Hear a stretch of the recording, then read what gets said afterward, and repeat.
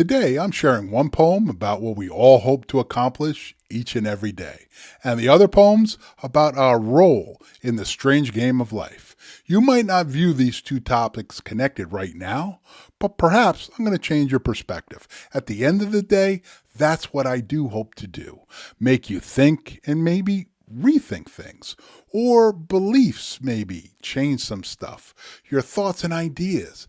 Because from my perspective, you know, in this game of life that we're in, if you're not willing to grow, shift, and change on what's kind of rattling around between your ears, this life, it's not going to be everything it could be. So let's do these things together with these poems. Hopefully, kind of relook at some certain things in life. My first poem's titled The Pursuit of Happiness. Feet hit the floor. What's on deck today? It's normal to want a top hole day, and happiness is that recipe. But how do you find joyfulness? Too many run from pot to pot, here and there, flipping rocks, searching for a handful of bliss to fill their needs. I know, I've been there. It's like trying to pull an inside straight. Let me share the truth about the path you're longing for. You see, only a few souls recognize that success is not adjacent to happiness. Only a scant few can see the false promise of success. Because it's a game of attrition, the losses will always outnumber the victories. So why the preoccupation? The secret the man doesn't want you to know is the mojo hand for happiness is found when you do less, but do it deeper. Launched for virtue and goodness, not self-esteem or glory. Focus on less, and your basket will overflow with real value. Not the trappings, but the real gold. The only way you can get what you truly want in life, happiness, love, respect, trust, is attained by letting go of your desire to search for success and happiness.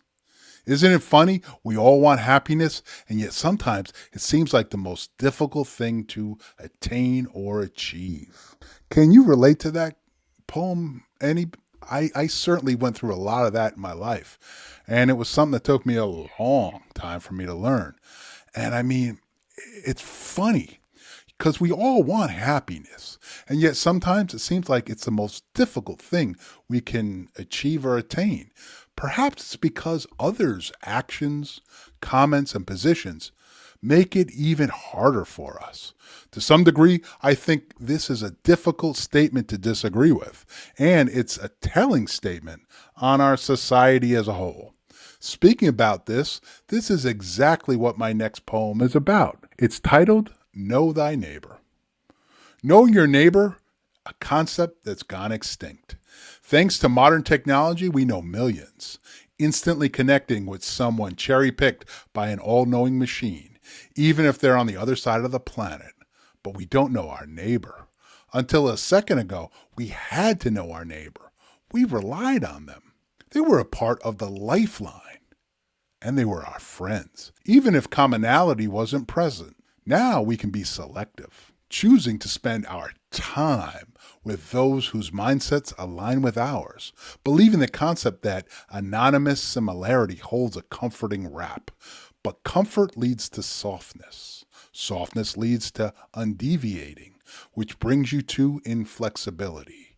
When we only deal with people who share our views, differing points of views cannot find space, leaving us conditioned to not accept others. We're like cattle being herded into the branding pen, where a scorching brand of hate, racism, and distrust is pressed against our skin. The painful experience leads us to distrust, unable to accept others as they are. A life wasted is a life that's void of challenging thoughts. Today, everyone's marked. Everyone living a branded cattle's life. Hope you like that poem. I imagine it's a little bit testing and trying.